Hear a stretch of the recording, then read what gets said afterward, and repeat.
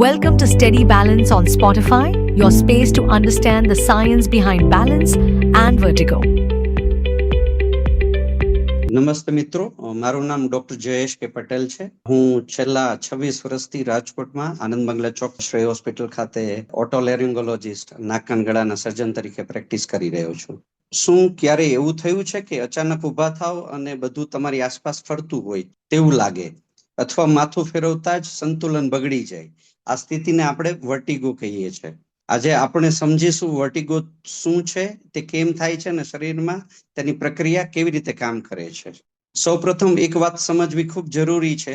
વર્ટિગો પોતે કોઈ બીમારી નથી, તે એક લક્ષણ છે જેમાં વ્યક્તિને એવું લાગે છે કે આસપાસની વસ્તુઓ ફરી રહી છે અથવા પોતે ફરતા હોય એવું લાગે છે. આનો મુખ્ય સંબંધ આપણા કાન અને મગજની બેલેન્સ સિસ્ટમ સાથે હોય છે. અમારા અંદરના કાનમાં એક ખાસ ભાગ હોય છે જેને વેસ્ટિબ્યુલર સિસ્ટમ કહેવામાં આવે છે. આ સિસ્ટમ શરીરને સંતુલન રાખવામાં મદદ કરે છે. જ્યારે આ સિસ્ટમમાંથી મગજ સુધી ખોટા સંકેતો જાય ત્યારે ચક્કર, અસંતુલન અથવા ફરતા હોવાની લાગણી થાય છે, જેને વર્ટિગો કહેવાય છે.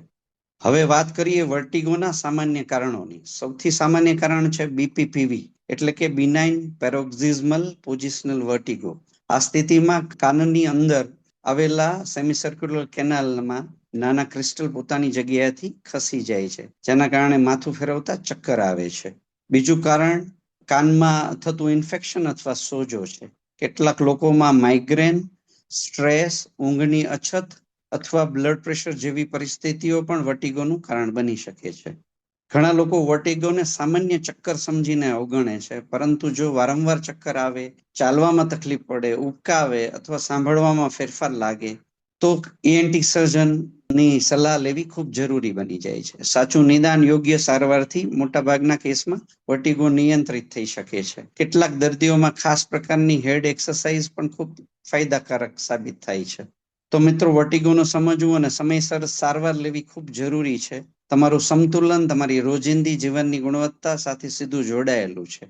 Thank you. A public awareness initiative by Dr. Reddy's. This communication does not substitute advice of a medical practitioner.